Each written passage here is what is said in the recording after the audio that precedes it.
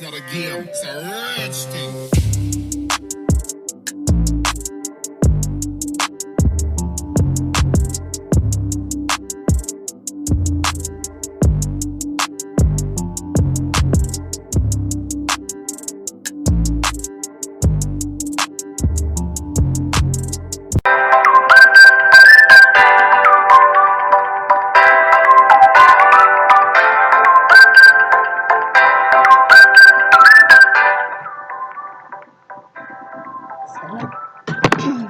Assalamualaikum warahmatullahi wabarakatuh. Sebelumnya, Ibu ucapkan selamat datang di kelas 9. Hari ini kita akan mempelajari tentang sistem reproduksi pada manusia. Kelas 9.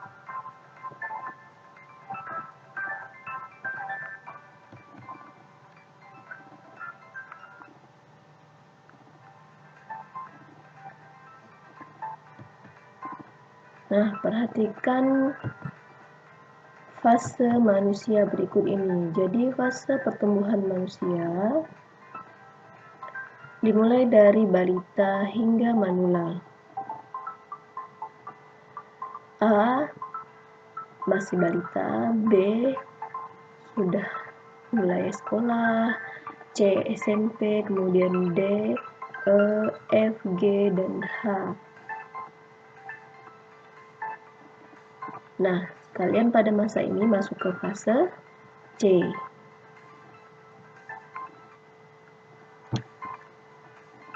Lanjut.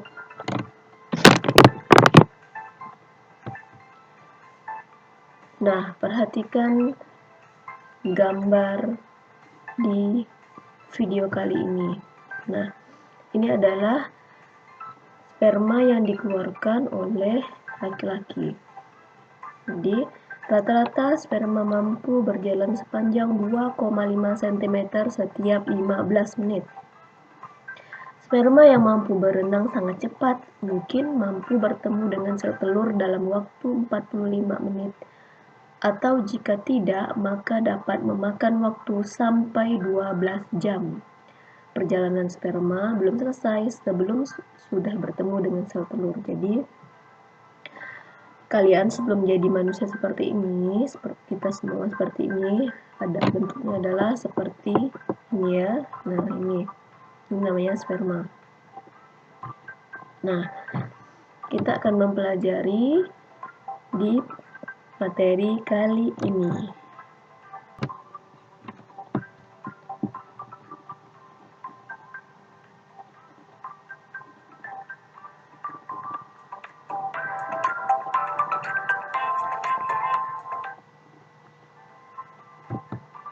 Sistem reproduksi.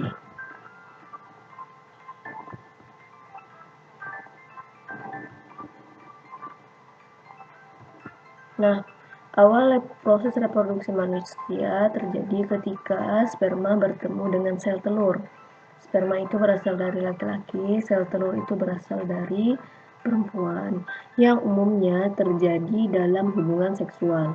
Proses ini dapat berlangsung berkat adanya organ-organ reproduksi yang berfungsi. Nah, kalian bisa lihat ini alat reproduksi pria, alat reproduksi luar, dan alat reproduksi dalam. Kalian bisa lihat gambarnya ya. Kantong urin ini untuk menampung air kencing. Kemudian ureter ini saluran air kencing menuju ke pembuangan. Nah, ini penis, uretra, anus, di belakangnya anus. Kemudian skrotum, testis, ini testis. Nah, ini kelenjar prostat, rektum. Selanjutnya, alat reproduksi wanita ada juga yang bagian luar, juga ada bagian dalam. Nah, seperti ini. Uterus, kemudian vagina, serviks, dan kalian bisa lihat sendiri.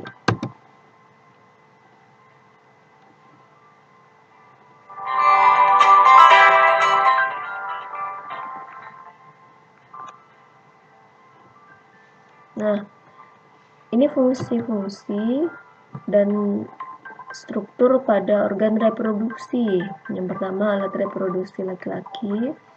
Testis menghasilkan sel sperma dan hormon reproduksi.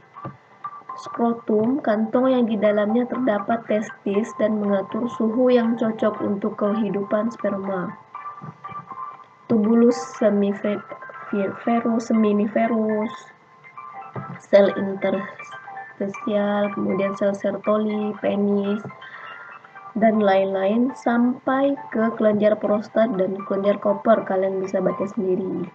Kelenjar prostat dan kelenjar koper menghasilkan cairan semen yang berfungsi memberi nutrisi dan mempermudah gerak sperma. Lanjut.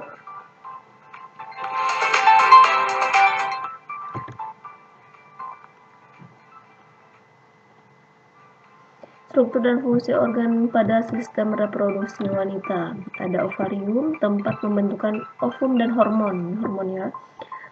Kemudian oviduk, saluran ovum dan tempat fertilisasi. Rahim atau uterus, tempat perkembangan janin itu anak. Kemudian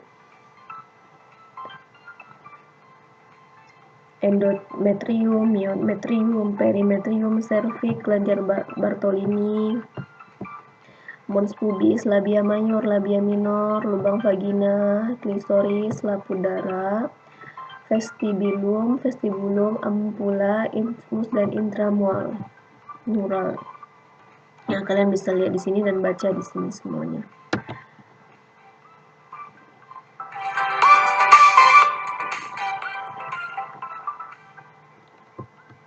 Nah, hormon itu adalah zat kimia yang terdapat pada tubuh, bagian dari sistem endokrin yang mempengaruhi kebanyakan sistem utama dan proses dalam tubuh.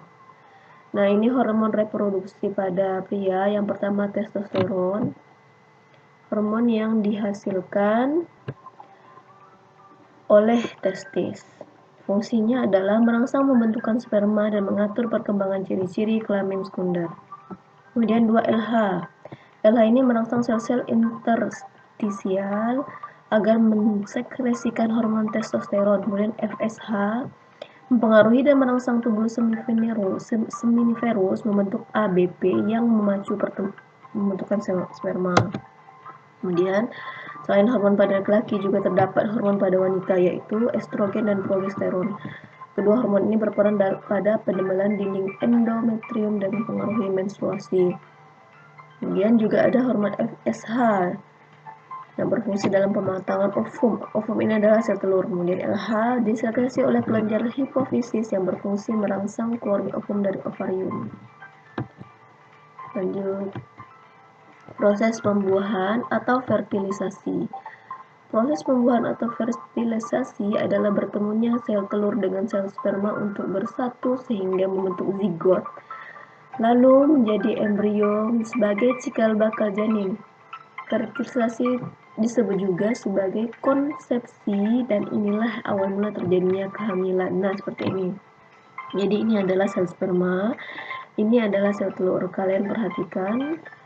Nah, ini dari banyak sperma yang tadi hanya bisa satu yang bisa membuahi sel telur, sehingga jadilah kalian. Kalian perhatikan lagi.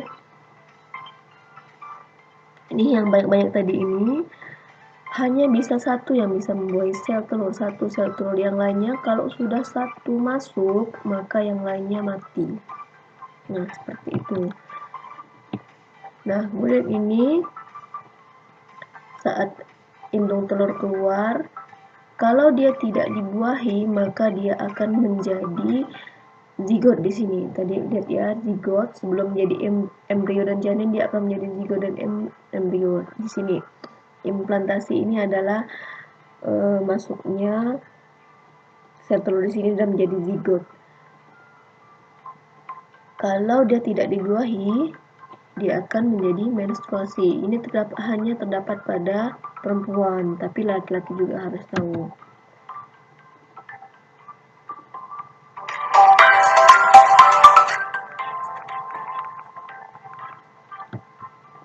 Lanjut, siklus menstruasi. Nah, ini prosesnya. Menstruasi terjadi karena tidak terjadinya pembuahan atau fertilisasi tadi. Kalau terjadi pembuahan, maka akan terjadi kehamilan. Tapi kalau tidak terjadi fertilisasi, maka akan terjadi menstruasi. Sehingga dinding rahim yang telah menebal dan banyak mengandung pembuluh darah akan luluh atau terkikis bersama dengan sel telur atau ovum yang tidak dibuahi tersebut. Hormon estrogen dan progesteron yang berperan dalam proses menstruasi ini. Nah, ini salah satu tips untuk meredakan nyeri haid. Yang pertama, memperbanyak minum air putih hangat. Yang kedua, membuat ramuan jahe. Kemudian yang ketiga, tempelkan handuk hangat di perut bagian bawah. Yang keempat, minum teh hangat. Yang kelima, hindari minum minuman yang mengandung kafein seperti kopi. Nah, itu ya, soda juga, kopi. Kemudian olahraga ringan pada pagi hari. Proses perkembangan janin. Nah, kalian bisa lihat di sini. Minggu ke-6 yang seperti ini, minggu ke-6 sudah terbentuk kepala seperti reptil. Reptil itu ular. Buaya itu reptil, seperti ya. Kemudian rongga mata mulai terbentuk. Minggu ke-8 telinga mulai terbentuk, sudah ada kelopak mata, jantung berdenyut, dan ginjal mulai bekerja. Kemudian minggu ke-12 mulai berbobot, semua hampir berfungsi dan terlihat. Kemudian minggu ke-16 otot-otot mulai aktif dan kelamin sudah mulai diketahui. Minggu ke-20 kulit mulai menebal, rambut-rambut halus mulai ada pada seluruh tubuh. Dan minggu ke-40 artinya sudah siap lahir, kulitnya halus, lanugo sudah menghilang kecuali ke sekitar pundak kepala, sudah ditumbuhi rambut. Kemudian semua sudah terbentuk sempurna, termasuk alat kelamin. Bila laki-laki, testisnya sudah dapat diraba di skrotumnya.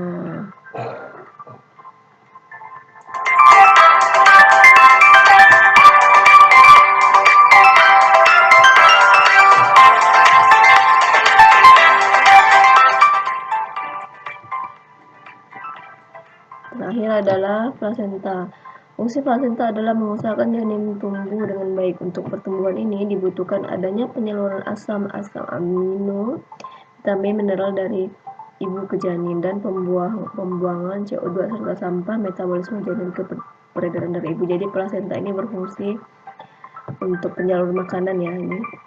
Kemudian amnion berfungsi melindungi janin terhadap trauma dari luar. Amnion yang membungkusnya. Kemudian yang kedua, memungkinkan janin dapat bergerak bebas, melindungi suhu tubuh janin, kemudian meratakan tekanan dalam uterus pada partus sehingga cervix membuka.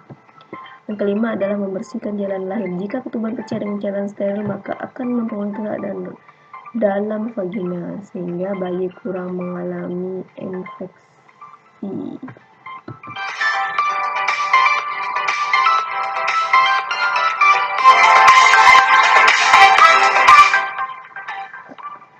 Oke, terima kasih telah menonton video pembelajaran kali ini. Semoga kalian bisa terus belajar. Jangan lupa walaupun belajar di rumah, kalian harus tetap juga memperhatikan buku-buku yang ada. Boleh sekalian mau lihat sumber-sumber lain di internet.